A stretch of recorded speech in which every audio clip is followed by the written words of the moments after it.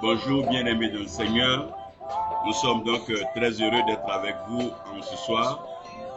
Nous sommes donc en train de finir notre 4e soirée.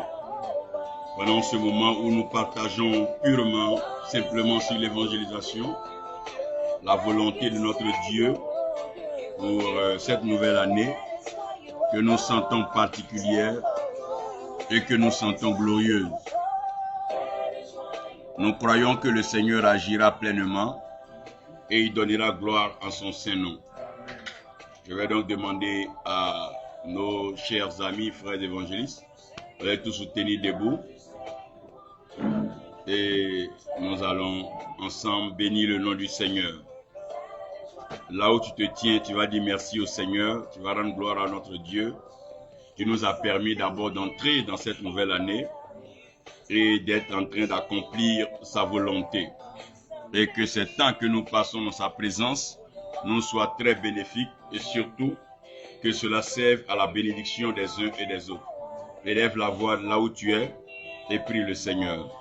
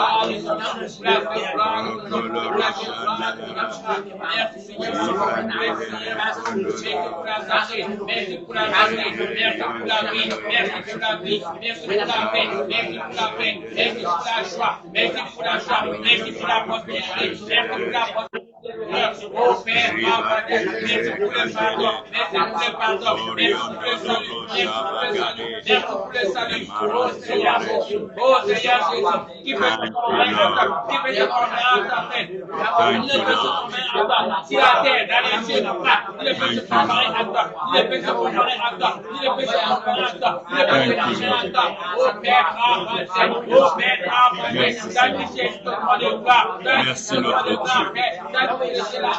Merci de recevoir notre adoration. Merci de nous conduire. Oh Seigneur, nous te rendons toute la gloire.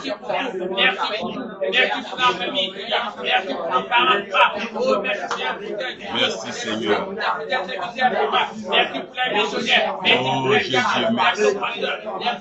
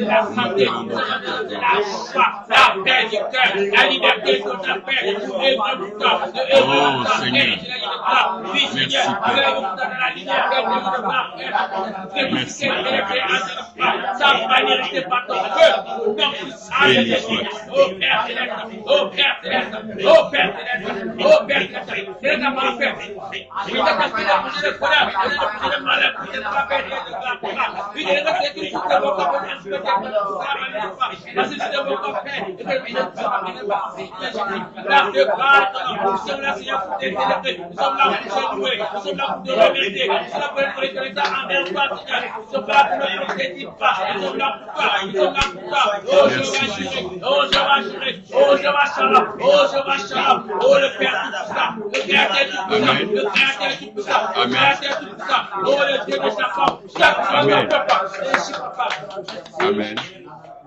Nous avons prié et nous sommes exaucés au nom de notre Seigneur Jésus-Christ. Vous vous asseoir dans la présence du Seigneur.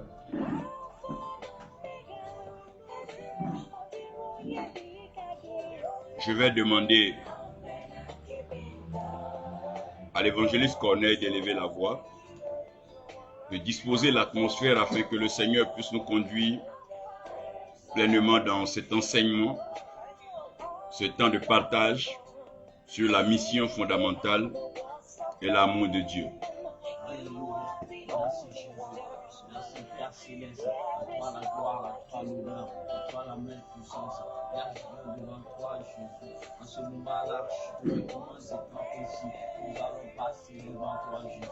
Nous voulons écouter ta parole vivante. Nous voulons écouter ta parole. Nous voulons écouter ta parole. Nous demandons, Jésus, de prendre ton serviteur, pour qu'il nous parle réellement de ta part, Jésus, de ta part, Jésus. Prends ton serviteur,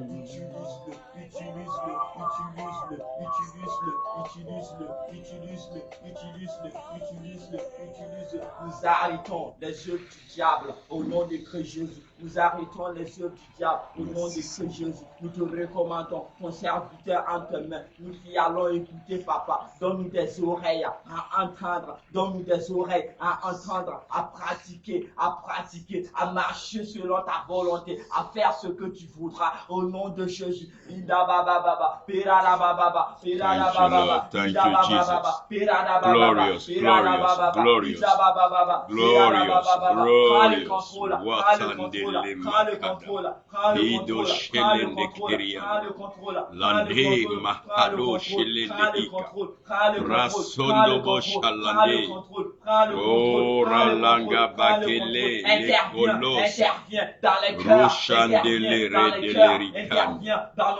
Interviens dans nos cœurs. Merci Jésus. Merci Jésus. À toi la gloire. À toi l'honneur. Merci Jésus-Christ. We celebrate your holy name. Demeurons dans cette bénédiction matinale. Et je bénis le Seigneur parce que depuis matin, vous avez été dans la prière. Sachez que nous ne pouvons pas faire un seul pas sans le Seigneur Jésus-Christ. Et nous ne pouvons pas avancer sans l'Éternel, notre Dieu. Parce que la victoire est en lui et c'est lui qui nous garantit la victoire. Je veux prier et déclarer sur vous en ce moment que la victoire du Seigneur Jésus est la vôtre. Cette victoire qu'il a acquise à la croix par son sang précieux qui a coulé n'est pas pour lui seul. Il partage cette victoire avec vous pourvu que vous acceptiez par la foi d'entrer dans cette victoire. Je te déclare victorieux, je te déclare victorieuse. Je déclare ta famille victorieuse, je déclare ta nation victorieuse. Je déclare ta famille victorieuse, je déclare le monde dans la victoire de notre Seigneur Jésus-Christ. Je vais vous parler aujourd'hui de l'amour qui sauve toujours par la grâce au moyen de la foi. Tu diras à ton frère, l'amour sauve toujours. Dis-lui, quand tu aimes quelqu'un, tu dois sauver la personne. Si vraiment tu aimes la personne, tu ne dois pas laisser la personne périr. Si tu aimes ton frère, ne le laisse pas périr. Si tu aimes ta soeur, ne la laisse pas périr. Si tu aimes tes parents, ne les laisse pas périr. Si tu aimes les villages, ne les laisse pas périr. Parce que l'amour n'abandonne jamais. L'amour ne laisse jamais périr. L'amour ne laisse pas souffrir. L'amour fait du bien. L'amour soutient toujours. L'amour conduit toujours. Oh mon frère, j'ai une bonne nouvelle à t'annoncer aujourd'hui. Est-ce que tu sais que Dieu t'aime? Qui sait que Dieu l'aime? Demande à ton frère, est-ce que Dieu t'aime? Pose-lui la question, est-ce que Dieu t'aime? Comment sais-tu que Dieu t'aime? Qu'est-ce que tu peux me dire pour me faire comprendre que Dieu t'aime? As-tu un témoignage? Qu'est-ce que Dieu a fait pour toi? Qu'est-ce que Dieu t'a promis? Qu'est-ce que Dieu est sur le point de faire? Crois-tu que Dieu va intervenir? Penses-tu que ta situation sera meilleure? As-tu foi avec la situation actuelle du monde, avec les complications, les pandémies et les épidémies. Crois-tu encore à l'intervention de Dieu? Je dis bien oui. Dieu interviendra. Mon frère, Dieu interviendra. Dis à ton frère, Dieu interviendra. Dis à ta soeur, Dieu interviendra. Le thème du message que je veux partager avec vous, c'est un cri de cœur, c'est une prière, c'est un souhait, c'est un vœu, mais c'est aussi une proclamation. Tu vas dire avec moi, Seigneur, sauve cette génération. Seigneur, sauve cette génération. Seigneur, sauve cette génération. Seigneur, sauve cette génération. Oh, notre Dieu, sauve cette génération. Oh, notre Dieu, sauve cette génération. Oh, ciel de grâce, ciel de faveur, sauve cette génération. Oh, ciel de grâce, ciel de faveur, sauve cette génération. Oui, Seigneur, sauve cette génération. Oui, Seigneur, sauve cette génération. Coupez tous vos wifi là. Seigneur, sauve cette génération. Seigneur, sauve cette génération. Et maintiens cette génération dans ta grâce. Et maintiens cette génération dans ta grâce. Roland, tu vas tenir debout, tu vas prier en langue locale, tu vas prier en moré. Tu vas demander au Seigneur de sauver cette génération, de sauver le Burkina Faso, de sauver la Côte d'Ivoire, de sauver le Mali, de sauver le Togo, de sauver le Ghana, le Bénin, de sauver le Congo, le Gabon, la Centrafrique, de sauver l'Éthiopie. Et les...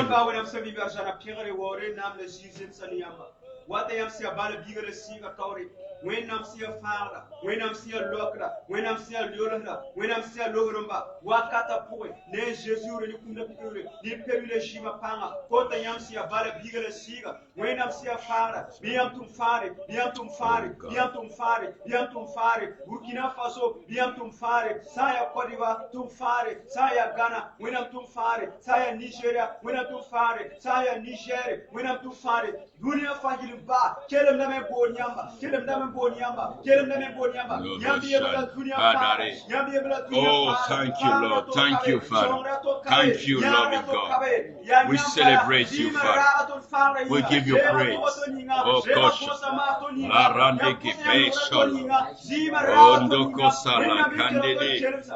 Lo shalende bredekol. Antendele. Thank you,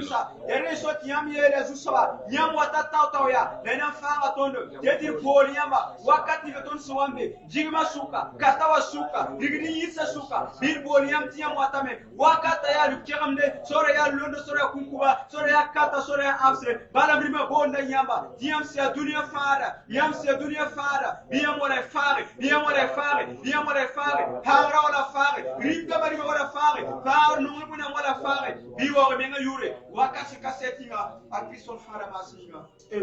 Amen. Disons, Seigneur, sauve cette génération. Seigneur, sauve cette génération. Vous savez, quand je regarde le monde actuellement, quand je regarde la situation de la création, quand je lis les journaux, quand je suis l'actualité, je réalise que cette génération est en danger. Cette génération est en danger et les nations sont en danger. Les nations sont en danger et nos enfants, nos petits-enfants sont en danger. L'homme a atteint un stade d'animosité, l'homme a atteint un stade de cruauté, de méchanceté. L'homme a atteint un stade de diabolisation et de satanisme poussé. L'homme n'a plus pitié et l'homme n'a plus de sentiments. L'homme n'aime plus son prochain. Parce que l'homme a considéré plus le matériel que la vie. Et plus nous avançons, nous nous posons la question, qu'est-ce qui peut arriver encore à l'humanité? Tu vas mettre ta main sur ton cœur, tu vas dire, Seigneur, prends pitié de mon âme. Prends pitié de l'âme de cette génération. Oh Seigneur, prends pitié de notre âme. Convainc-nous de péché par ton Saint-Esprit et donne-nous de nous repentir. Donne-nous de venir devant ton trône de grâce afin de reconnaître que nous sommes allés très loin. Nous nous sommes laissés pousser par le diable. Nous avons été séduits par le diable et le satanisme. Nous avons convoité le monde et ses désirs. Nous avons convoité le matériel et son éclat. Nous avons été induits en erreur par l'argent et les richesses de ce monde. Et le pouvoir nous a corrompus. L'orgueil s'est emparé de nous. Et voilà que notre âme va allègrement vers l'enfer. Nos âmes sont liées et conduites vers l'abattoir, la destruction finale. Ô Seigneur, prends pitié de nos âmes. Depuis ton trône, sauve-nous. Seigneur, interviens en notre faveur. Nous avons besoin de ton salut. Oh, sauve cette génération. Seigneur, pardonne-nous. Car nous avons péché contre toi. Nous avons fait ce qui n'est pas juste devant toi. C'est pour ça que nous souffrons aujourd'hui. Mais nous te demandons pardon, Seigneur. Oh, jette un regard favorable. Puise dans la profondeur de ta miséricorde. Dans ta grande générosité. Et ton désir de nous recevoir avec toi. La faveur. Afin que nous puissions être sauvés. Car nos œuvres ne comptent plus. Et même nos déclarations nous condamnent davantage. Nos justifications sont creuses. Car nous n'avons rien à dire. Si ce n'est dit que j'ai péché. Si ce n'est dit que nous avons péché. Pardonne-nous, Seigneur. Au nom de Jésus-Christ. Amen. Quelqu'un parmi vous va prendre Genèse 2:15. Un autre va prendre Jean 3, verset 16. Et une troisième personne va prendre Romains 8, verset 28 à 30. On va faire la première lecture, Genèse 2, verset 15. Comme pour compléter ce que je vous disais hier, je vais vous amener à réaliser pourquoi l'amour sauve toujours par la grâce au moyen de la foi. Genèse 2, verset 15. Oui, on peut lire la parole. Au nom de Jésus.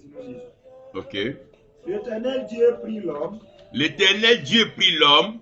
Et le plaça dans le jardin d'Éden. Et le plaça dans le jardin d'Éden. Pour le cultiver et pour le garder. Pour le cultiver et le garder. Donc il y a deux choses que nous devons retenir ici pour le cultiver et le garder. Amen. Je veux que vous souligniez cultiver et souligner garder. Le deuxième passage que nous avons, c'est Jean 3, verset 16. Oui, Jean 3, verset 16.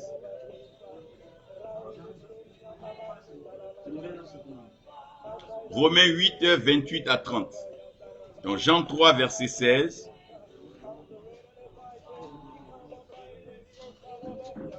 Car Dieu a tant aimé le monde. Car Dieu a tant aimé le monde. Qu'il a donné son Fils unique. Qu'il a donné son Fils unique. Afin que quiconque croit en lui ne périsse point. Afin que cette génération croit en lui ne périsse point. Mais qu'il ait la vie éternelle. Mais que cette génération ait la vie éternelle. Amen. Amen. Romains 8, verset 28 à 30. Nous savons du reste que toutes choses concourent au bien de ceux qui aiment Dieu. Que toutes choses concourent au bien de ceux qui aiment Dieu. De ceux qui sont appelés selon son dessein. De tous ceux qui sont appelés selon son dessein. Car ceux qu'il a connus d'avance, Car ceux qu'il a connus d'avance, il les a aussi prédestinés il les a aussi prédestinés à être semblables à l'image de son Fils, à être semblables à l'image de son Fils, afin que son Fils fût afin que son Fils fût le premier-né entre plusieurs frères. le premier-né, l'aîné de plusieurs frères, Et ceux qu'il a prédestinés, et ceux qu'il a prédestinés, il les a aussi appelés. il les a aussi appelés, Et ceux qu'il a appelés, et ceux qu'il a appelés, il les a aussi justifiés. il les a aussi justifiés, Et ceux qu'il a justifiés, et ceux qu'il a justifiés, il les a aussi glorifiés. il les a aussi glorifiés. On se tient debout. Évangéliste Émile, tu vas élever la voix et bénir le Seigneur pour ces paroles qui ont été lues. Vim soba wenam pasim ko jintar soba. Kon kus da yam barka. Wenam sikatu. Nyamani ne ba neri. Ariam kombisi. Alzam sadala woturi. Sasa gandawa. Nyam yelame. Nyam ne ba santim taba. Nyam tara kwaya ne ba. Sasa gandawa. Kwaya ala woturi. Vim soba wenam. Ko ta yam somore. Di som tondo. Vim soba. Di gomne sinyiwa. Be gomne yiton somore. Be gomne nya tondo. Be gomne nya tondo. Be gomne nya tondo. Be gomne nya tondo. Sasa pang soba. Ti boyinga. Gomne sanyi. Nyam yela yam sewra poa. Ti toni ko sakarba. Tara yi ko kenarbi. Sasa ngandawa. Kombisa la wotone. Be yi ko sakarba. Wenam ti yi ko sakarba. Wenam ti yi ko sakarba. Obna saka ko era mi anpanga. Yani si son panga. Yani si son panga. Labna sak gomna. Labuba gomri. Wenam senkato. Rasa tu gom kanga siwa. Be gomna lui boss poye. Be gomna lui cool poye. Be gomna lui sol jouer. Wenam senkato. Kita lui ba wonori. Le si songa poa. Yiwom bisi. Yiwom biso poye. Kerwom kwaba. Kerwom sin yiwo toli. Wenam siya pa. Baliam nyaka ni kaise. Yetup sa duni wo fa. On to jam solom poye mongo. Nero eta po umie. On boliam neba. Wenam siya pa. Kari sotiam wenam wada poye kanga sa kanga. Bamba wenam sombe azana tona kose nyamba yaba wenam song tondo ti gomna ti nya tondo ti tondi ke on bolis ton siya pousse wenam sinkato jamila Israel kambaya tu gol siya on siya pousse ani buli yesu ndaw nyimbe mamba wenam sombe azana ton kota wotone ti gol ko ngana ton siya pousse ta nya ton wakar fa ti bonyinga ya yango mala ton tala si tala siya bewa ya yango mala ton tala sere tum wesa jinda mala ton lo ale bam yuri sasa pang soba wenama la niam gomna paliba sutana san wada maka yam biga ya niam gomna tan lenga wenam senkato beton di gokanga tayi ton libo la yiton ko yindu la ton kerayel wakatma mamba wenam sombe azana jamsala lo wotoni on ba hada la yam muksonga kwa wenam ti pasa panga wenam ti pasa tori wenam ti zekazu wenam ti nyaga ne tori wenam ninga barka ataba supa wenam nyaga ne barka wenam senkato pasya panga si yido tori wenam siya pa ton ko siya barka ton dika wera la wakata fa ndiyam siya pala nalo muksonga kwa ki soza no mano ko Jésus masi. Amen. Père, tu as l'autorité spirituelle suprême, tu règnes dans le ciel. Sur la terre, tu accomplis tes œuvres. Viens par ta parole, inspire-nous, instruis-nous, conduis-nous dans la révélation et fais-nous du bien. Au nom de Jésus-Christ. Amen. Amen. Asseyez-vous. Je veux d'abord, ici, vous ouvrir la première porte de la compréhension qui est Dieu t'a créé par amour. Dis à ton frère, Dieu t'a créé par amour pour que tu demeures en lui.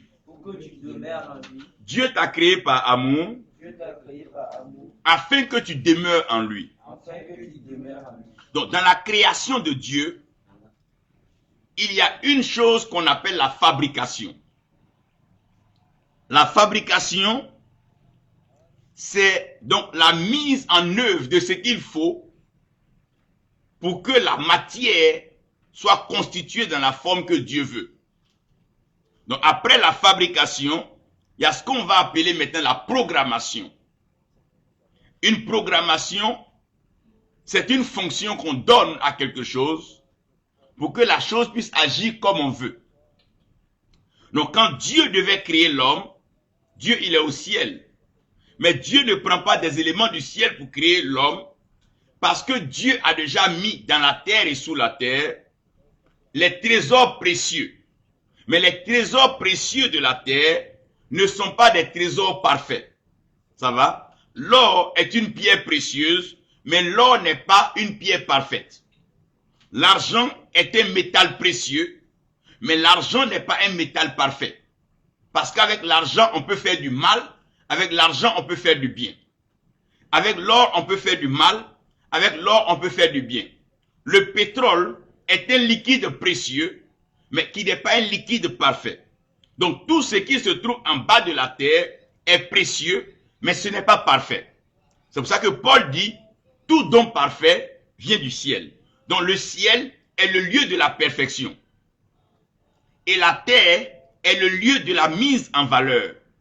Parce que quand Dieu a créé, la terre était informe et vide. Donc la terre n'avait pas de valeur. La terre n'était pas encore mise en valeur. C'est comme une brousse. Tant que la brousse n'est pas défrichée, elle n'est pas viabilisée, on ne peut pas habiter. Il faut la mettre en valeur. Donc la terre était informe et vide.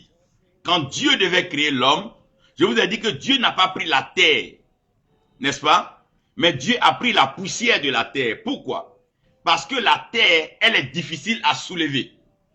Alors que la poussière, elle est facilement emportable par quoi? Par le vent. Puisque Dieu a créé l'homme dans la pensée de l'élévation, Dieu doit utiliser un élément qu'on peut élever, mais aussi un élément qu'on peut banaliser. Tout le monde cherche la terre, tout le monde cherche un terrain, mais personne ne cherche la poussière. C'est pas ça? Quand on veut faire un champ, on cherche la terre. Quand on veut construire une maison, on cherche un terrain. Quand on veut faire une église, on cherche un terrain. On ne cherche jamais la poussière, ça va? Mais Dieu n'a pas pris la terre, Dieu n'a pas pris le terrain, Dieu a pris la poussière de la terre. Pourquoi Dieu prend la poussière de la terre? Parce que la poussière est légère, la poussière est malléable et la poussière peut s'élever. Donc Dieu prend l'indigent, Dieu prend le pauvre de la poussière et Dieu le fait asseoir à la table des rois, bien sûr par le vent. Je vous ai expliqué que quand vous prenez un verre dans une vitrine, vous êtes tenté de suer le verre, et si vous le suez, vous allez voir qu'il y a quoi dedans? Il y a la poussière dedans. Qu'est-ce qui a amené donc la poussière dans le verre que vous avez bien lavé, que vous avez placé là-bas? C'est le vent. Donc le vent peut rentrer dans les lieux fermés, le vent peut rentrer dans tout milieu pour pouvoir apporter ce que le vent veut et ramener aussi ce que le vent veut. Parce que le vent devient le messager par excellence, le vent devient le coordinateur par excellence. Donc puisque Dieu prend la poussière de la terre, Dieu n'osera pas souffler dans la poussière. Si tu souffles dans la poussière, elle va te revenir dans les yeux. Donc qu'est-ce que Dieu va faire? Il va mettre de l'eau dans la poussière. Quand on met de l'eau dans la poussière, on obtient ce qu'on appelle la boue. En d'autres formules, on appelait ça l'argile. Ça va? Et quand on a l'argile maintenant, on peut malayer l'argile. On peut manipuler l'argile. On peut presser l'argile. Ça va? Et quand on manipule l'argile, c'est vous donner la forme qu'on veut à l'argile. Ça va? Donc comme vous et moi, Dieu nous a pris de la poussière de la terre. Il n'y a pas quelqu'un qui n'a pas été pris de la poussière de la terre. Même les grands dirigeants de ce monde ont été pris quoi? De la poussière de la terre. Mais quand Dieu met l'eau dedans, c'est ce qu'on appelle le baptême. Quand Dieu t'appelle, il t'appelle comme tu es. Avec ta culture, ta tradition, ta façon de penser, et Dieu t'envoie vers lui. Quand il t'envoie vers lui, il te plonge dans son eau. Et cette eau-là, c'est l'eau du baptême. Quand tu sors de cette eau-là, tu n'es plus la même personne. Ça va? Toi qui étais pécheur, toi qui étais donc attaché par le péché, tu rentres dans une nouvelle dynamique de vie. Tu deviens maintenant quelqu'un de précieux. Et Dieu va commencer à faire quoi? Dieu va commencer à te malayer. Il va commencer à te manipuler. C'est bon? Il va commencer à te toucher. Dis à ton frère, c'est parce qu'il t'a touché que tu es là. Dis à ta soeur, c'est parce qu'il t'a touché que tu es là. Dis à quelqu'un, c'est parce que Dieu t'a touché que tu es avec lui. C'est parce qu'il t'a touché que tu l'aimes. C'est parce qu'il t'a touché que tu marches avec lui. Et il te touchera toujours. Parce qu'il t'aime. Et lorsque Dieu a maintenant l'argile comme il veut, il va faire l'homme. Quand vous étiez petit, vous allez jouer avec l'argile. Comment on fait les dessins avec l'argile. Et Dieu va faire l'homme, va fabriquer l'homme. Mais l'homme que Dieu fabrique ne vit pas. Donc Dieu doit programmer maintenant la vie. C'est bon? L'argile ne bouge pas. Donc pour que l'argile puisse bouger, Dieu doit mettre quelque chose dans l'argile. Et ce que Dieu va mettre dans l'argile, c'est le programme de vie. Et la Bible dit que Dieu va souffler dans les narines de l'homme le souffle de vie. Amen. Donc quand Dieu souffle dans les narines de l'homme, de la matière, de l'argile, de la poussière mélangée à l'eau, l'homme va devenir quoi? Une âme vivante. Dis à ton frère, une âme vivante. Dis-lui, tu es une âme vivante. Regarde quelqu'un, dis-lui, tu es une âme vivante. Et dis-lui que toi-même, tu es une âme vivante. Tu es une âme vivante parce que Dieu t'a programmé par le souffle. C'est bon? Aussi longtemps qu'un homme respire, il fait quoi? Il vit. C'est bon? Si vous voyez un homme qui respire, c'est qu'il fait quoi? Il vit. Et David dit que tout ce qui respire fasse quoi? Que tout ce qui respire loue l'Éternel. Mon frère, est-ce que tu respires? Ma soeur, est-ce que tu respires? Si tu respires, loue l'Éternel. Qui veut louer l'Éternel aujourd'hui? Dis mon frère, comme tu respires, loue l'Éternel. Dis-lui, puisque tu respires, loue l'Éternel. Maintenant, le souffle que Dieu met dans les narines de chaque personne est un programme. Parce que le souffle de vie est la parole de Dieu. Donc, dans ce souffle-là, Dieu met dedans le nombre d'années que tu vas vivre sur la terre. Ce que tu dois faire sur la terre. Ce qu'il attend de toi sur la terre. Donc, c'est un programme que Dieu met en toi. C'est ce qui fait que les hommes sont différents. Vous voyez que même les jumeaux, ils n'ont pas le même visage. C'est à cause de ce souffle-là. Chacun a reçu un souffle individuel. Donc le souffle que tu as reçu est un souffle particulier. Et ce souffle-là est un programme pour une mission que Dieu t'accorde. Maintenant, quand Dieu te crée quoi? Âme. Dis à ton frère une âme. Dis à ton frère une âme. Dis à ton frère une âme. C'est parce qu'il y a âme qu'il y a quoi? Il y a amour. Amen. L'amour là, ça vient de quoi? Ça vient de l'âme. Dis à ton frère l'âme. Dis à ton frère l'âme. David dit que son âme doit aimer quoi? Le Seigneur. Que ton âme aime le Seigneur. Le problème de l'homme aujourd'hui, c'est que l'âme des hommes aime plus la terre que le ciel. L'âme des hommes aime plus le diable que Dieu. L'âme des hommes aime plus la richesse que la sainteté. L'âme des hommes aime plus l'orgueil que l'humilité. L'âme des hommes aime plus le péché que la sanctification. Voilà le vrai problème de l'homme. L'âme de l'homme est attirée par quoi? Par la terre. Amen. Aujourd'hui, les habits chers que nous portons, est-ce que c'est pour notre esprit? On porte ça sur quoi? Les montres de valeur que nous portons ça sur quoi? Parce que les hommes entretiennent plus la chair que quoi? L'esprit. Si quelqu'un perd aujourd'hui une Bible, et puis il perd aujourd'hui 200 000, qu'est-ce qu'il va chercher premièrement? Il va chercher quoi premièrement? Si aujourd'hui un homme perd un poste, et qu'il perd sa Bible, qu'est-ce qu'il va chercher premièrement? Si aujourd'hui un homme perd une femme, et qu'il perd sa Bible, qu'est-ce qu'il va chercher premièrement? Vous voyez, aujourd'hui les hommes sont plus rattachés aux choses matérielles, aux choses de la terre, qu'aux choses spirituelles. Parce que l'âme de l'homme, dis à ton frère l'âme de l'homme. Dis-lui l'âme de l'homme. C'est attaché à la terre. C'est vrai que Dieu a tiré l'homme de la poussière de la terre, mais Dieu a soufflé dans les narines de l'homme un souffle de vie. Mais l'âme de l'homme s'est attachée à quoi? À la terre.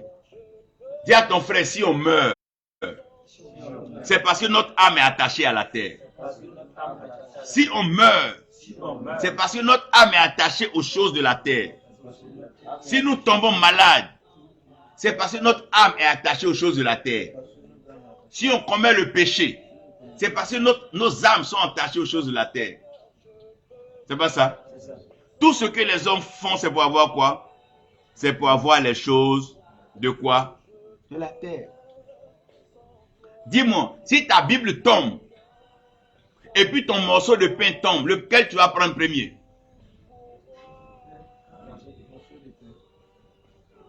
Quand on voyage, on met tous nos habits dans le sac. Est-ce qu'on met notre Bible dedans? Parce que l'âme de l'homme, dis à ton frère, l'âme de l'homme s'est trompée en amour. Le vrai problème, c'est que l'âme de l'homme s'est trompée en amour. L'âme devait aimer le ciel qu'il a programmé, mais l'âme a plutôt aimé la terre de laquelle elle a été fabriquée. La fabrication n'est pas plus importante que la programmation. Parce que la programmation, c'est elle qui permet à ce qui fait fabriquer de pouvoir vivre.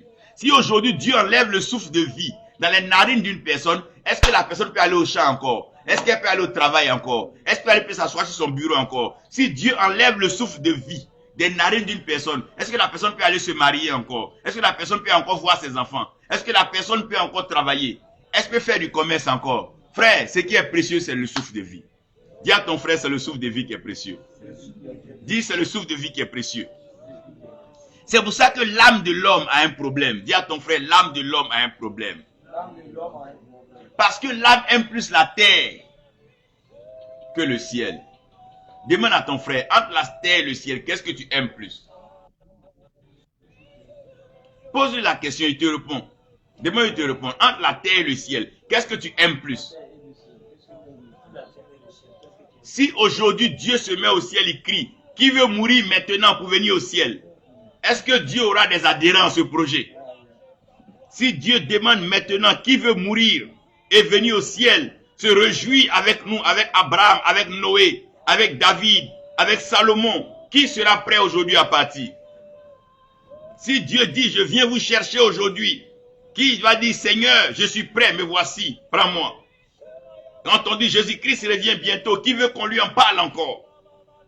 Mais on veut qu'on nous parle de notre futur projet de voyage, notre richesse, les nouvelles voitures que nous allons rouler, nos grandes cérémonies que nous allons organiser. Ça nous plaît, ça nous fait acclamer, ça nous fait sauter de joie. Alors là, on ne dort pas, on perd le sommeil. Mais quand la voix de l'Éternel nous appelle, nous avons peur.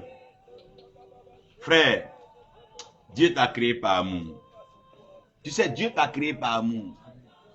Dieu t'a créé par amour. Est-ce que c'est Dieu qui a créé la voiture? Est-ce que c'est Dieu qui a fabriqué l'avion? C'est l'homme qui a fabriqué ces choses. Parce que Dieu savait que ce qui lui suffisait, c'était toi. Tu as plus de valeur aux yeux de Dieu que l'avion. Tu as plus de valeur aux yeux de Dieu que l'or. Tout ce que vous regardez sur la terre, pour Dieu, ça n'a aucune valeur. Ce qui a de la valeur, c'est l'âme que toi tu portes là. Cette âme-là, elle est faite pour aimer Dieu. La Bible dit que la joie est grande dans le ciel quand une âme se répand. Quand on fabrique 15 000 avions, il n'y a même pas de fête au ciel. Les anges même ne donnent même pas l'information à Dieu. C'est pas important pour Dieu. Quand tu payes 10, 15 voitures, ça passe inaperçu au ciel. Ça n'intéresse ni Abraham, ça n'intéresse même pas Salomon. Daniel ne veut rien entendre parler de cela. Esaïe s'en fout de ça. Ézéchiel, Jonas, ils veulent pas entendre cela. Quand tu es en train de parler de tes cérémonies, tu vas faire ceci, cela. Même Jésus, regardez bien, on ne parle même pas de la femme de ses apôtres. Dieu n'est pas à ces choses-là. Ces cérémonies, ces choses du monde qui nous attachent, qui nous captivent, qui nous rendent esclaves et qui nous empêchent d'aimer Dieu. Ça nous empêche d'aimer Dieu. Des amitiés qui nous empêchent d'aimer Dieu. Des amours qui nous empêchent d'aimer Dieu. Des camaraderies qui nous empêchent de marcher vers Dieu. Mais ça n'intéresse pas le ciel. Lisez la Bible, vous allez voir. Nulle part on a parlé de la femme de Pierre, Paul, Jean, Jacques, personne. Parce que ce qui est important pour nous, c'est notre âme. Depuis le ciel, ce que Dieu recherche en toi, c'est ton âme. Ce que Dieu veut, c'est ton âme. Frère, mon âme se réjouit en l'Éternel. Mon âme prend plaisir en l'Éternel. En quoi est-ce que ton âme prend plaisir? Jésus ne serait pas venu sur la croix pour des avions. Il ne serait pas venu sur la croix pour des voitures. Il n'en a pas besoin. Il traverse les murs. Il se déplace. Dieu se déplace sur les ailes du vent. Il n'a même pas besoin d'engin pour se déplacer. Mais Dieu t'aime. Il t'aime parce qu'il a mis le souffle en toi. Et le programme divin dit quoi? Le programme doit revenir à quoi? Au programmateur. C'est pour ça que quand le souffle que tu as en toi, si tu ne rejettes pas l'air qui est en toi, tu vas mourir. Parce que l'air qui est en toi, Dieu aussi a besoin de ça. Si tu n'inspires pas l'air que tu as inspiré, tu vas mourir. Parce que Dieu veut cultiver cette relation entre le Créateur et la créature. Cette relation d'amour. Dieu veut venir te voir et que tu partes le voir. Mais au temps d'Adam, c'est Dieu seul qui venait voir Adam. Adam ne pouvait pas aller voir Dieu. Mais le second Adam, Jésus-Christ, Dieu pouvait venir le voir et lui pouvait aller voir Dieu. La preuve, il est monté vers le Père. Il est assis à la droite du Père. Je veux déclarer aujourd'hui, non seulement Dieu va rendre témoignage à ton esprit que tu es enfant de Dieu, mais ton âme va visiter le Seigneur. Ton âme va prendre plaisir en l'Éternel. Ton âme prendra plaisir en l'Éternel. Quand on te parlera des choses de la terre, Tu écouteras, mais ça ne t'intéressera pas. Mais quand tu entendras parler de Jésus, ton âme va se réveiller en toi. Ton esprit sera révolté en toi. Tu seras tenté de te lever et de crier Alléluia. Si quelqu'un prend son âme aime le Seigneur, lève-toi et crie Alléluia. Si ton âme aime encore le Seigneur, si ton âme n'a pas encore été envoûtée par les choses de la terre, si ton âme n'a pas encore été attachée par les richesses de la terre, si ton âme n'a pas encore été corrompue par le pouvoir de la terre, si ton âme n'a pas encore été rachetée par les fétiches de cette terre, que tu n'as pas encore vendu ton âme au diable, dis Alléluia, mon âme se réjouit. Mon âme se réjouit en l'Éternel. Frère, l'or a de la valeur, mais l'or n'est pas parfaite. C'est pour ça que même l'or tue. Et ceux qui ont de l'or, regarde, demandez à tous ceux qui vendent de l'or, ils finissent toujours mal leur vie. Demandez aux exploitants d'or. C'est des pierres précieuses, mais ce ne sont pas des pierres parfaites. Sur la terre, tout ce qui est là peut avoir de la valeur, mais rien n'est parfait sur la terre. Aucune femme n'est parfaite sur la terre. Aucun homme n'est parfait sur la terre. Aucun pouvoir n'est parfait. Aucune nation n'est parfaite. Aucun programme n'est parfait. La perfection vient du ciel. Le seul lieu de la perfection, c'est Dieu et il est le Père des esprits. C'est lui qui programme la perfection en nous. Envoie ton âme vers Dieu. Il va te communiquer la perfection. Enlève ton âme des désirs de la terre, des choses de ce monde. Retire ton âme de ces choses afin que ton âme échappe à l'enfer. Dieu t'aime. Mon frère, Dieu t'aime trop pour que tu vendes ton âme au diable. Dieu t'aime trop pour que tu vendes ta destinée pour la puissance. Dieu t'aime trop pour que tu gâches ta vie pour des plaisirs sexuels, des désirs. Dieu t'aime trop pour que tu gâches ton avenir pour un travail. Dieu t'aime trop. Dis à ton frère, Dieu t'aime trop. Vous savez, quand tu penses qu'on ne t'aime pas, c'est là que tu te détruis. Regarde, souvent tu veux te faire du mal, mais quand tu penses à ceux qui t'aiment, quand tu penses à tes enfants, tu ne peux plus le faire. Mon frère, Dieu t'aime trop. Ne te détruis pas. Ne laisse personne détruire ta vie. Ne laisse personne te blaguer. Ni un féticheur, ni un sorcier. Ne laisse ni un politicien te blaguer. Dieu t'aime. Assieds-toi. Dieu t'aime trop. Qui croit que Dieu l'aime? Pour souffler dans les narines de quelqu'un, il faut aimer la personne. Dieu t'aime. Dis à ton frère, Dieu t'aime. Tout ce que Dieu veut, c'est que quoi? Tu viennes vers lui. Vous voyez, quand tu aimes une fille, c'est pas ça? Quand le soir arrive, tu ne la vois pas rentrer à la maison, tu es inquiet. Ta femme, quand tu ne la vois pas venir, tu es inquiet. C'est comme ça Dieu. Quand le soir arrive, que Dieu ne voit pas Adam, Dieu se pose la question, mais Adam, où es-tu? Mon frère, Dieu te demande, génération, où es-tu? Le soir arrive, le monde va vers sa fin. Nous sommes dans les derniers temps. Les signes sont là. Génération, où es-tu? Nation, où êtes-vous? Le Seigneur vous recherche. Il crie, qui est-ce qui est prêt pour être sauvé? Dieu nous recherche. Roland, Dieu nous a créés pour qu'on soit avec lui. Dieu nous a créés pour qu'on soit quoi? Avec lui. La deuxième chose, mais Dieu permet que Satan soit précipité sur la terre. Vous savez pourquoi? Pour que l'homme ait l'envie de revenir vers Dieu. Amen. Souvent, quand la vie devient dure sur la terre, on fait comment? On court pour aller vers Dieu. Quand vous voyez des gens là à l'église, c'est parce que quoi? La vie est dure sur eux. Quand tu vois un homme aller à l'église, c'est qu'il est tombé malade. Ou bien son mari veut le laisser. Ou sa femme veut ou bien son mari veut la laisser. Ou sa femme veut le laisser. Ou bien il n'a plus d'activité, il n'a plus d'argent. S'il n'y avait pas le diable précipité sur la terre, il n'allait pas avoir d'église, il n'allait même pas avoir de prière. Je me demande même si un jour les hommes allaient lever les yeux vers le ciel pour regarder Dieu. Dieu a bien fait de précipiter Satan sur la terre, afin que sur la terre, les hommes pensent au ciel. Dieu dit malheur à la terre, malheur aux eaux, car le serpent ancien, le dragon, a été précipité, c'est pas ça, sur la terre. Pourquoi? Pour que l'homme pense à revenir un jour vers le ciel. Mon frère, Dieu a programmé Satan. Dis à ton frère, Dieu a programmé Satan. C'est Dieu qui a programmé Satan. Pour qu'il soit comme ça. Dieu peut le déprogrammer. Mais s'il y a une bataille au ciel, pourquoi Dieu ne l'a pas tué? Dieu pourrait le tuer au ciel, non? C'est Dieu qui donne vie et c'est lui qui enlève la vie.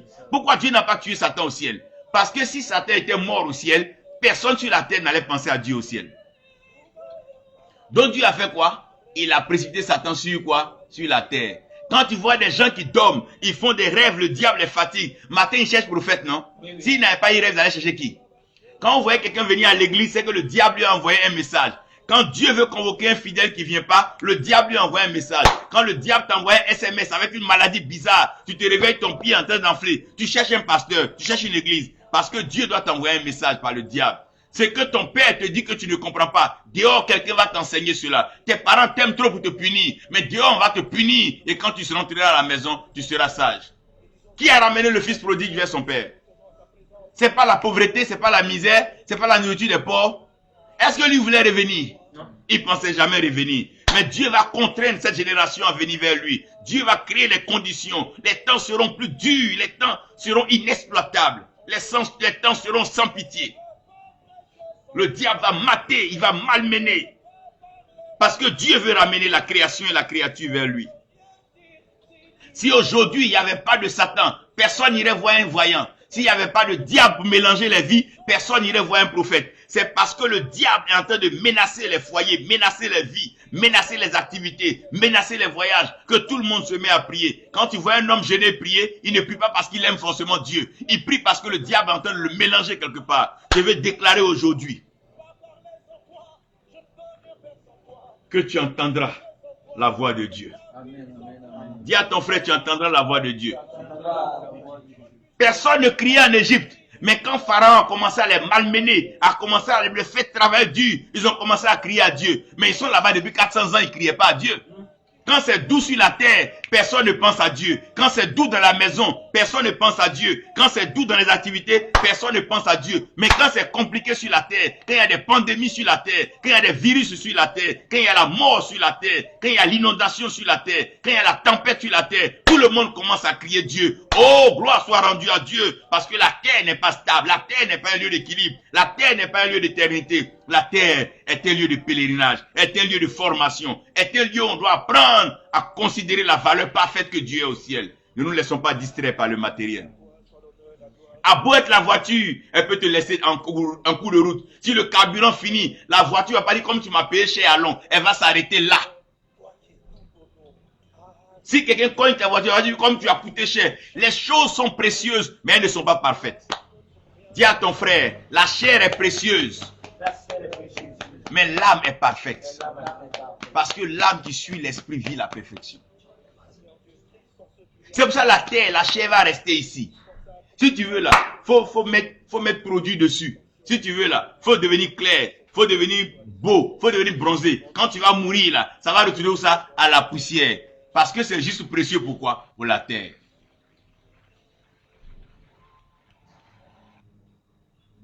Ton âme se réjouit en l'Éternel. Et l'Éternel est Dieu. Frère, vous savez pourquoi souvent Dieu envoie souvent le diable dans certains pays? Hein? C'est pour que ce pays-là le connaisse. Vous savez pourquoi Dieu envoie souvent la guerre dans certains pays? C'est pour que ces pays-là se tournent vers lui, Dieu. Quand Dieu permet que Satan arrive quelque part, c'est pour que la personne se retourne vers qui? Vers Dieu. Job, on ne voyait pas Job prier Dieu. On ne voyait pas Job parler de Dieu, n'est-ce pas? Mais quand Satan a commencé à mélanger la vie de Job, la maison de Job, les enfants de Job, les biens de Job, Job a commencé à faire quoi? A commencé à parler de Dieu.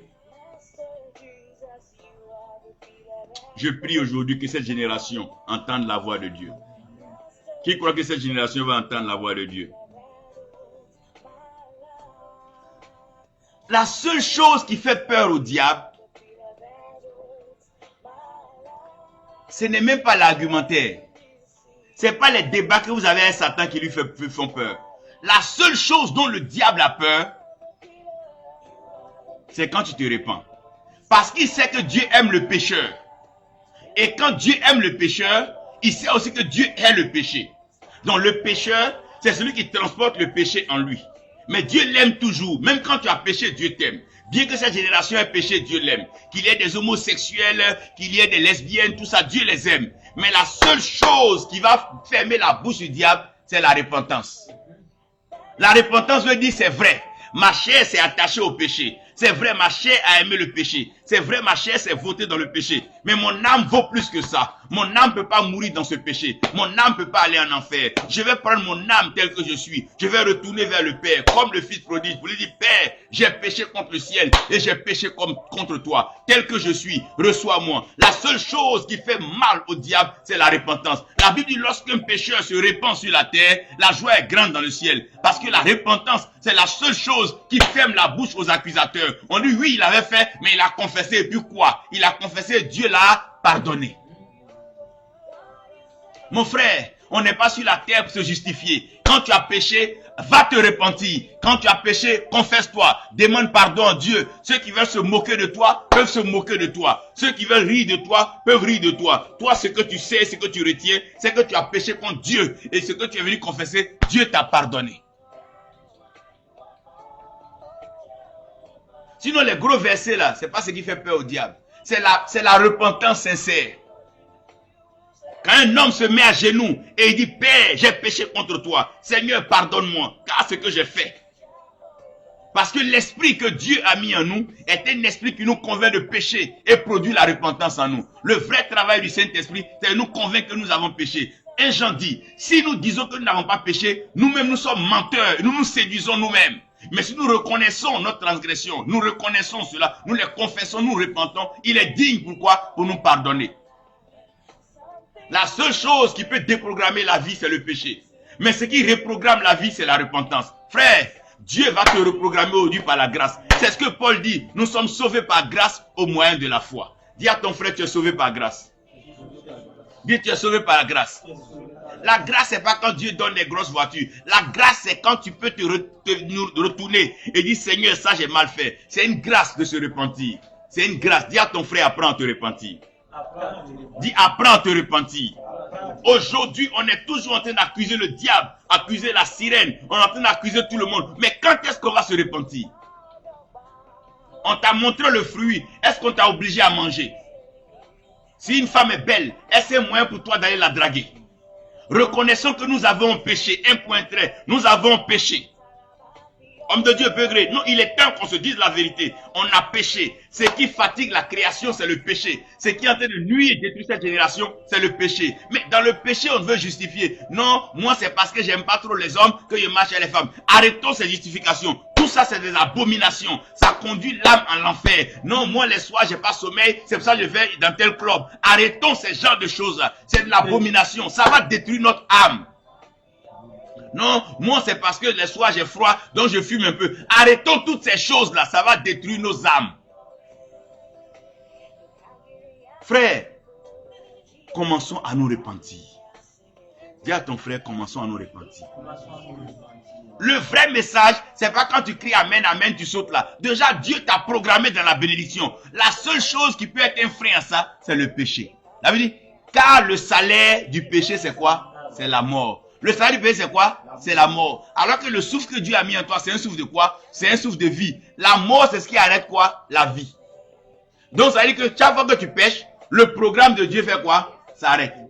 Quand tu te repens, le programme fait quoi? Le programme continue. Aujourd'hui, la repentance va relancer le programme de Dieu dans ta vie. Dieu avait prévu embellir ta vie, te rendre prospère et t'établir. Mais à cause du péché, aujourd'hui, ton éclat a changé. Dieu te donnera d'éclairer à nouveau. Personne ne pourra éteindre ta lumière à nouveau. Mets-toi à te repentir. Les vierges folles, au lieu plutôt d'aller chercher de l'huile, elles seraient restées là à genoux pour se repentir. Le Seigneur les aurait trouvées en train de se repentir. Il leur aurait pardonné. Mais en partant chercher l'huile, et si tu ne reviens pas? Frère, la seule chose qui va te relier à ta bénédiction, c'est la repentance. N'accuse personne. Arrêtez de dire les sorcières de la famille, c'est ma tante qui est sorcière. Il y a toujours eu des sorciers sur cette terre-là depuis que le monde est monde. Les gens pensent que c'est hier Satan a été fait. Satan a toujours été Satan depuis longtemps.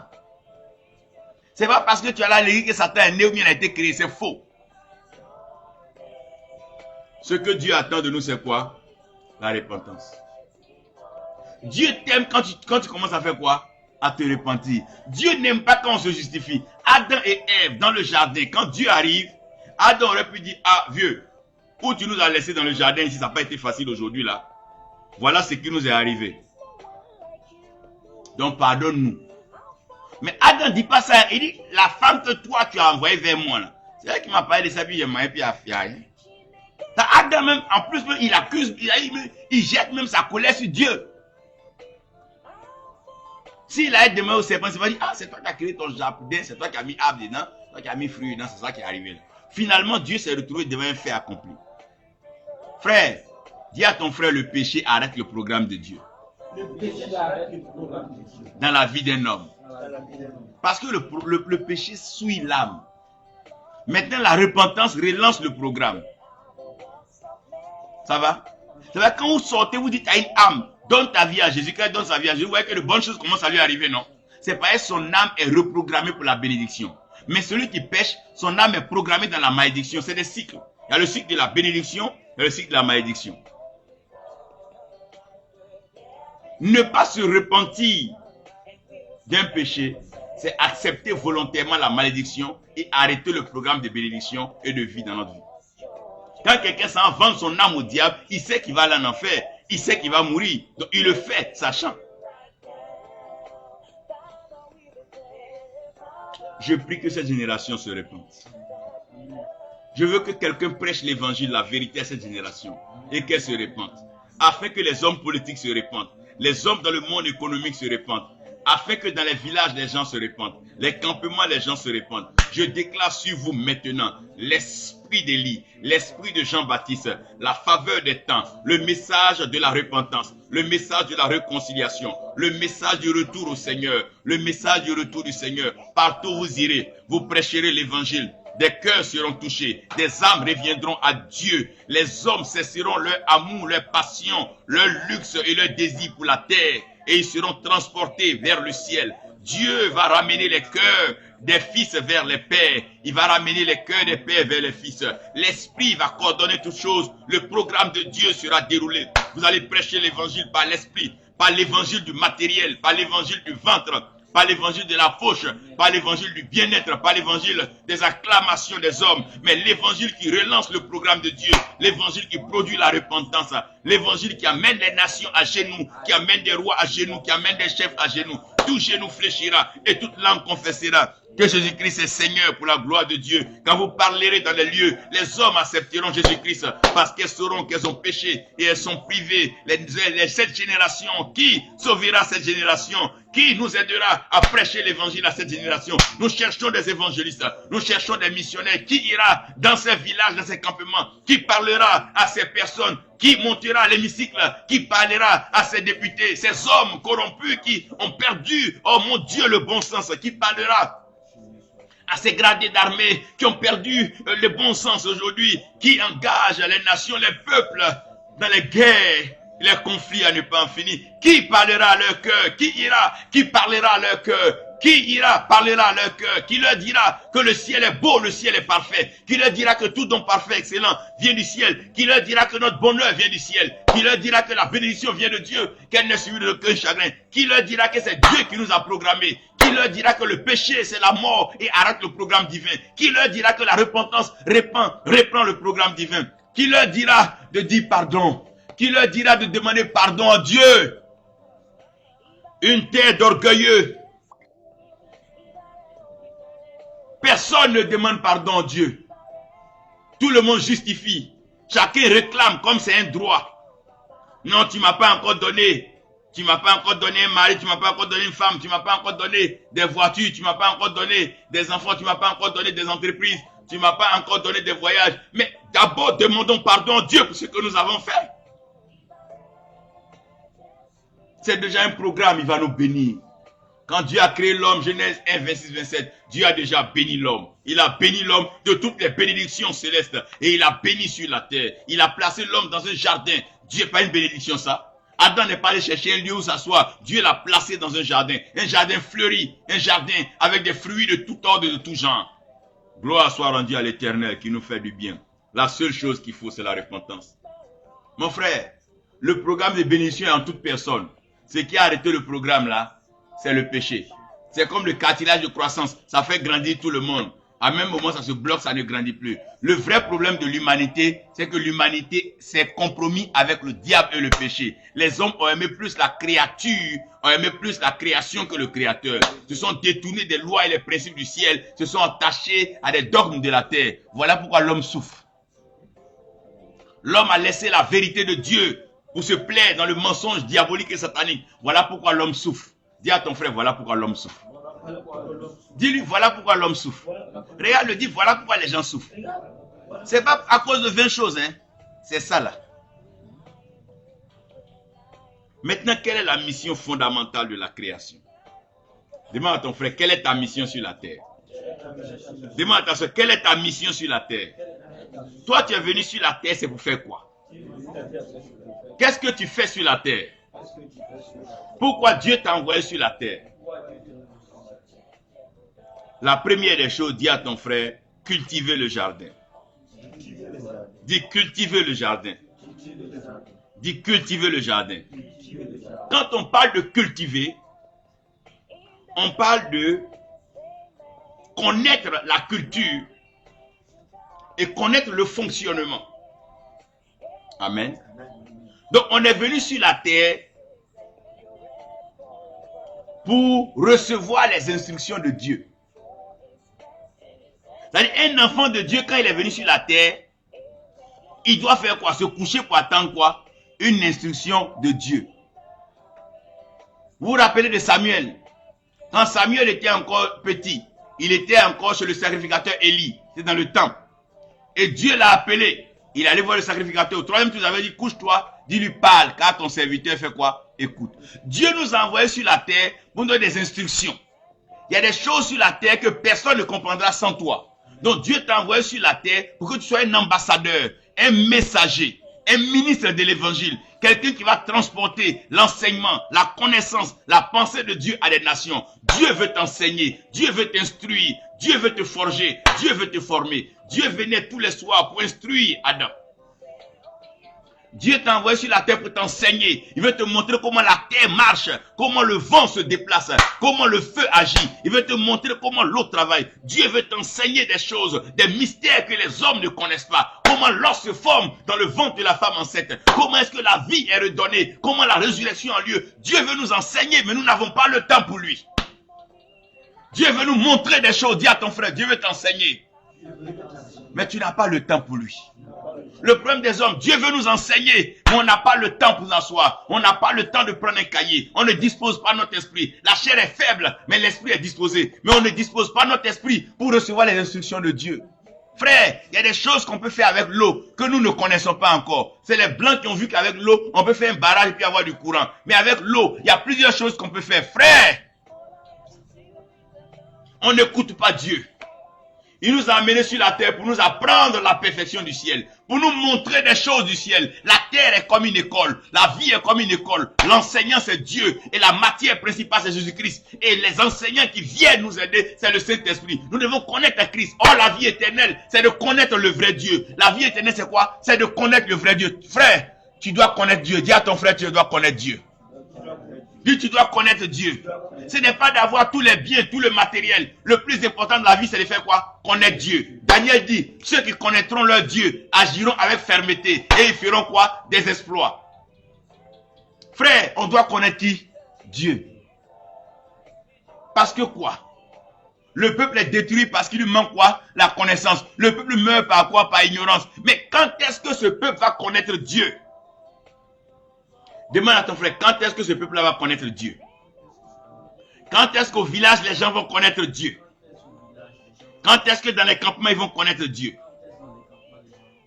Dites-nous, comment on allait parler le français s'il n'y avait pas des missionnaires français qui étaient arrivés en Afrique pour nous apprendre à parler français? Comment on allait lire la Bible si les Blancs n'étaient pas venus nous envoyer la Bible? Frère, Dieu t'a amené sur la terre pour faire de toi une école. Tu as une école de connaissance.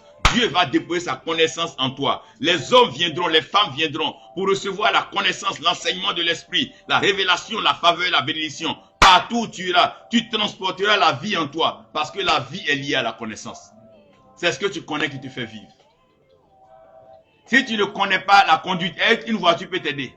Si tu ne connais pas le pilotage, si tu donnes un avion, tu vas faire quoi avec? Frère, c'est ce que tu connais qui te fait vivre. Je déclare aujourd'hui, la connaissance de Christ va venir sur toi. La connaissance, la Bible dit la connaissance de Dieu. Oh mon Dieu, comme la parole de Dieu va remplir la terre, comme les eaux remplissent les fonds des mers, c'est alors que la fin viendra. Nous sommes dans un temps de connaissance. Le diable a trop menti. Il y a trop de mensonges, il y a trop de dogmes, il y a trop de doctrines, il y a trop de hérésie. C'est le temps de connaître la vérité. Vous connaissez la vérité et la vérité vous affranchira. Vous connaissez la vérité et la vérité vous rendra libre.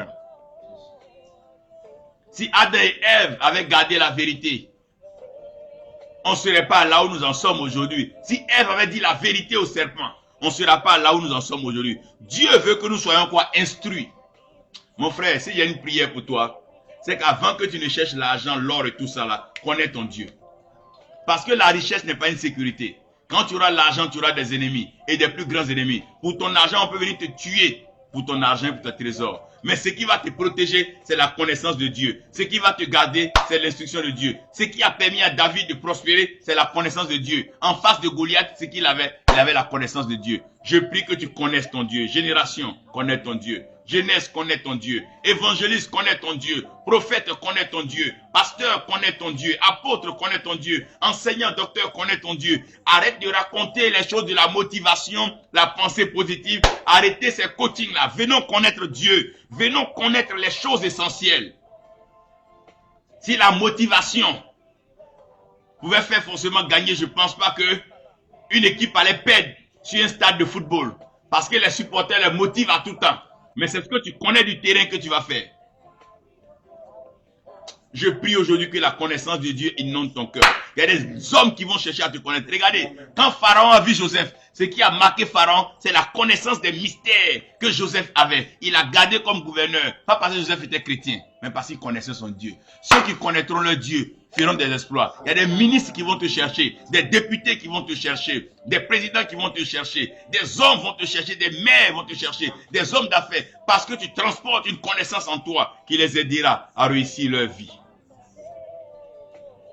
Quelle que soit la personne qui a les maladies, ça va avoir une infirmière ou bien un médecin, non?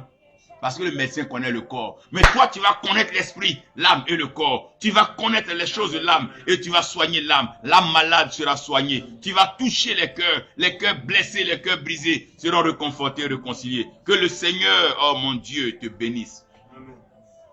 Dans le jardin, Dieu leur a dit, ne touchez pas au fruit de la connaissance du bien et du mal. Donc, avant de connaître le bien et du mal, Dieu voulait dire, au moins connaissez-moi.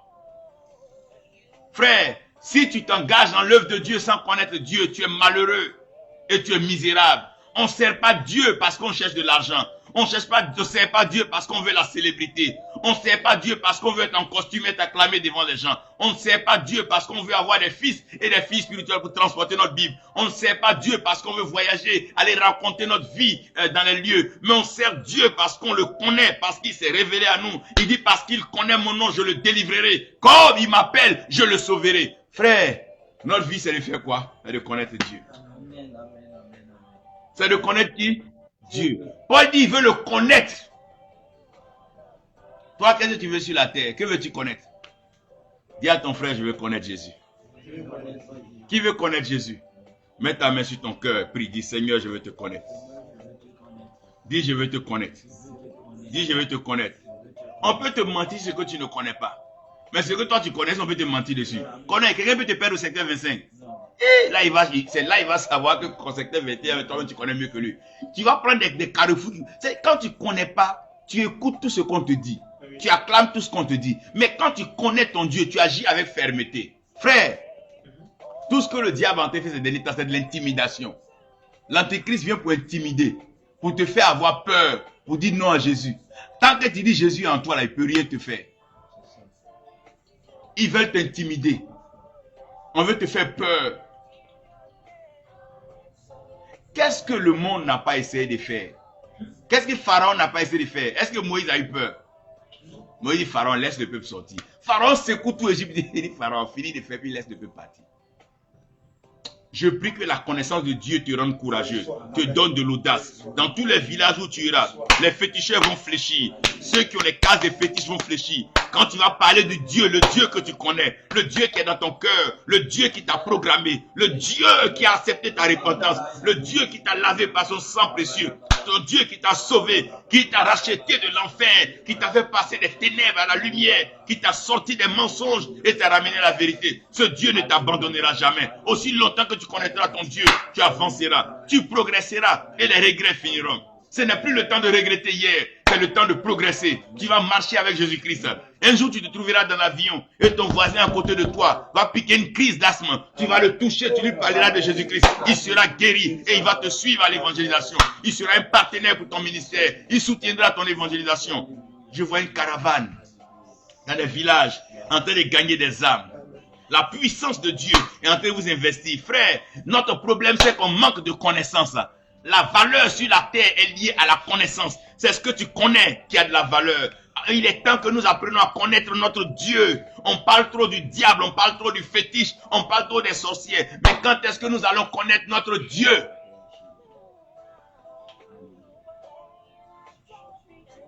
Même la Bible, elle ne nous dit plus rien. Si notre Bible se perd et qu'on a perdu même 10 000 francs, on préfère chez nous 10 000 francs. La Bible, on ne s'occupe pas de ça. On n'a même pas dormi parce qu'on a perdu 20 000, 30 000. Mais la Bible est perdue, ça ne nous dit rien. Frère, cherchons à connaître Dieu. Trouvez du temps. Allez vous asseoir sous un arbre, seul où il n'y a personne. Prenez votre Bible, lisez votre Bible, parlez à Dieu, parlez au ciel. Ce qui a permis au Daniel d'être heureux, les Ézéchiel d'être heureux, c'est parce qu'ils connaissaient leur Dieu. Dis à ton frère, ils connaissaient leur Dieu. Dis, ils connaissaient leur Dieu. Dieu voulait que Adam et Ève le connaissent dans le jardin. Si Adam et Ève connaissaient Dieu, ils n'allaient même pas manger le fruit. Parce que tout ce que Dieu a créé ne peut pas nous rassasier comme sa parole. Tu vas manger le pain aujourd'hui, tu auras faim demain. Tu vas manger du riz aujourd'hui, le soir tu auras faim. Tu vas manger la tiéké le soir, demain matin tu auras faim. Mais cette parole-là, le souffle de vie, quand tu l'as en toi, tu n'as plus faim. Cette eau que le Seigneur donne, quand tu la bois, tu n'as plus jamais soif. Au contraire de ton ventre, il sort une source d'eau vive qui coule. De toi, mon frère, de toi, ma soeur, coulera une source d'eau vive. Amen. De toi, il y a de l'eau qui coulera. Les vies qui sont séchées viendront vers toi. Elles seront restaurées. Les nations seront restaurées. Des familles seront restaurées. Des églises seront restaurées. Des missions seront restaurées. Des ministères seront restaurés. Toi-même, ta vie sera restaurée. Tu ne connaîtras plus la sécheresse. L'argent ne s'éloignera plus de toi. L'or ne s'éloignera plus de toi. Tu auras du matériel d'évangélisation. Je vois un camion d'évangélisation qui vient des États-Unis. On te donnera. Tu iras de village en village et tu évangéliseras. Les âmes seront gagnées au Seigneur. Parce que tu connais ton Dieu. Il n'y a pas de banque au ciel. Il n'y a pas de boulangerie au ciel. Mais personne ne meurt de faim au ciel. Il n'y a pas de pauvre au ciel. Il n'y a pas d'hôpital au ciel. Mais personne n'est malade au ciel. Il n'y a pas de vaccinerie de sérum au ciel. Mais personne ne meurt au ciel. On ne nous a pas dit que Abraham est malade là-bas. On ne nous a pas dit que Jacob a mal au dos. On ne nous dit pas qu'ils marchent avec des cannes. Ils sont en bonne santé. Ils sont là-bas. Il est 24 vieillards. Ils louent le Seigneur depuis. Ils n'ont ni faim, ils n'ont ni soif. Parce que la parole de Dieu me vaut tout. La connaissance de Dieu. Il dit après on n'a qu'à garder le jardin. Dis à ton frère, garde le jardin. Parce que Dieu est dans l'œuvre de ses mains. Quand tu gardes la parole de Dieu au fait, ça veut dire quoi? Tu gardes la présence de Dieu. Frère, ne quitte jamais la présence de Dieu. Dis à ton frère, ne quitte jamais la présence de Dieu. Dis-lui, ne quitte jamais la présence de Dieu.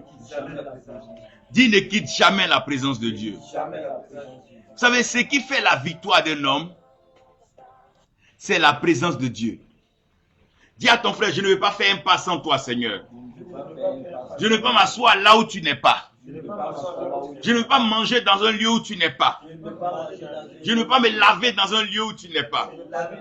Je ne veux pas m'habiller dans un lieu où tu n'es pas. Je ne veux pas voyager dans un pays où tu n'es pas. Je ne veux pas monter dans une voiture où tu n'es pas. Je ne veux pas faire un programme là où tu n'es pas. Seigneur, je ne veux que ta présence.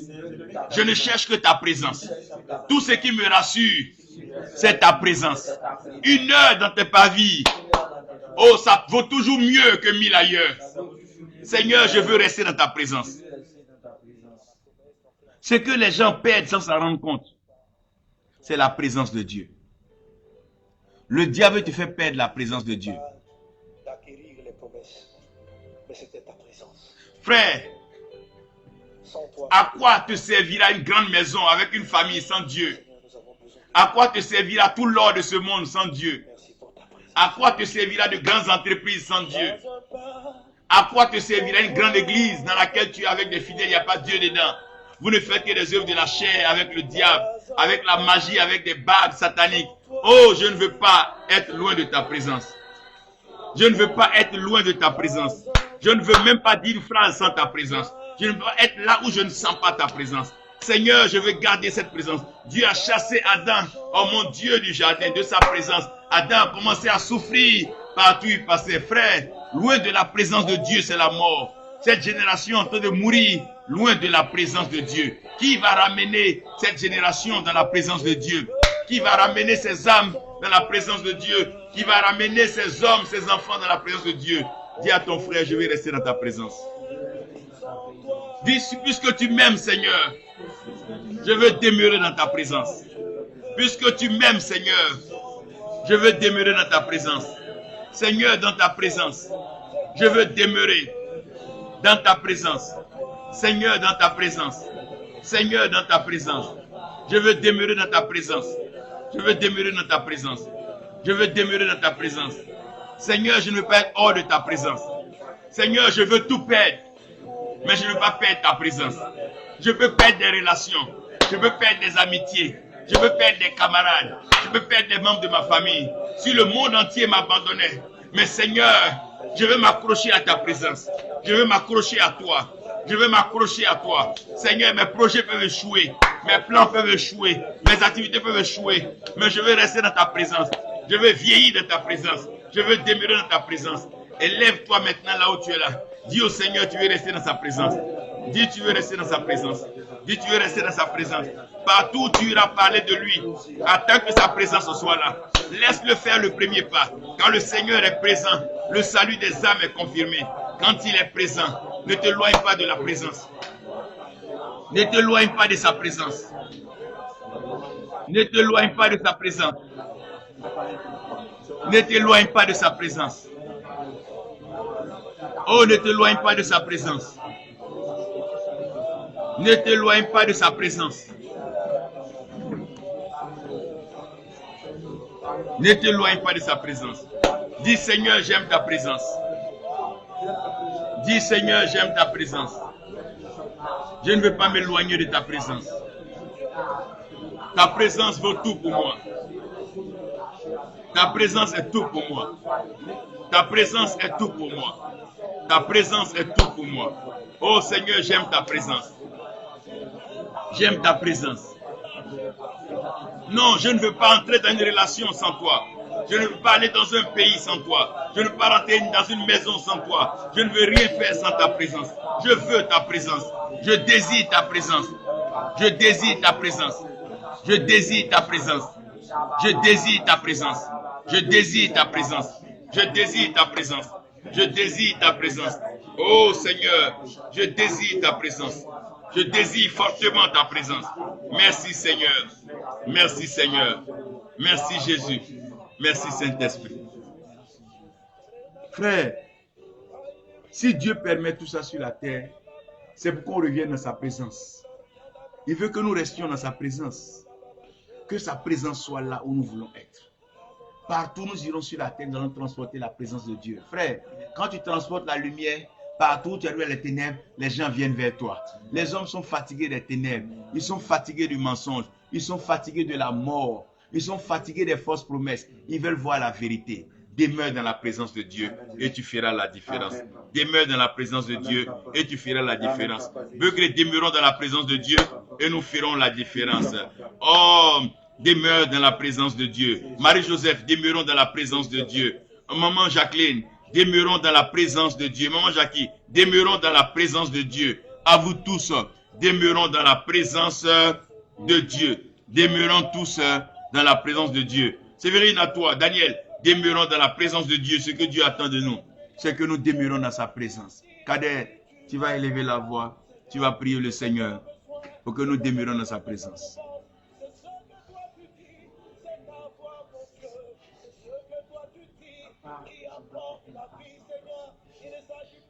Oh Père Céleste, tu vis dans les cieux, papa. Oh, tu peux le dire que tu me fais, papa. Oh, je ne veux rien faire sans toi. Je veux pas avancer, Seigneur. Nous voulons demeurer dans ta présence. Nous voulons demeurer avec toi, Père. Oh Père, nous ne sommes pas soumis à la tentation, Seigneur. Nous ne sommes pas soumis au délit charnel des démons, papa. Mais c'est un Seigneur, oui, à demeurer avec toi, Seigneur. À marcher pour toi, Seigneur, avec ta parole et de la paix, papa. Que ta parole, Seigneur, ne s'élève pas, Seigneur, de nous, de nos yeux, papa, et de gloire, Seigneur. Que partout nous allons partir, papa, nous serons un témoin, Seigneur, qui fait de ça et de gloire, papa. Que ta lumière jaillisse à nous, Père, mon Dieu, papa. Que ta lumière jaillisse à nous, Père, mon Dieu, tout ça et de gloire, Seigneur Jésus. Oh, nous sommes prêts, Seigneur, pour te célébrer, Seigneur. Nous avons prié à ton image, Père, mon Dieu, mon papa. Nous avons prié, Seigneur, pour te célébrer, pour te magnifier, pour te louer, pour t'adorer, Seigneur, pour œuvrer pour toi et te donner des gloires, Seigneur. Oh Seigneur Jésus, Seigneur Jésus, pour qu'à être ingrat envers toi, pour qu'à être ingrat envers toi, pour qu'à être reconnaissant envers toi, pour tous tes bienfaits, pour ton amour, ta joie, la santé, la vie que tu donnes, Père éternel, de gloire, Père. Dans ce coucher de tes que éternel de mon gloire, Père. Dans ce dans les hôpitaux, mon Dieu, Papa. Mais nous sommes sur pied, Papa éternel. C'est par ta grâce, Père. C'est par ta grâce, Père. C'est par ta miséricorde, Seigneur. C'est parce que nous sommes puissants. C'est parce que nous sommes puissants. Non, c'est parce que tu es de miséricorde. Merci, Seigneur. Parce que tu es de miséricorde. Parce que tu es de Merci, bonté. Seigneur. Tu es de bonté, Papa. Donc pour que tu fais sur grâce, Papa. Nous voulons être reconnaissants envers toi. Nous voulons être reconnaissants envers toi, Papa. Oui, Seigneur. Même si l'homme était, Seigneur, du diamant, de l'or, Seigneur, pour t'abandonner, c'est son nom, Seigneur. Quand tu es éphémère, Père mon Dieu, fais ta parole éternelle, Merci, Papa. Seigneur. Ta parole éternelle, Papa. Oui, Seigneur, ton souffle de vie Merci. éternelle, Papa.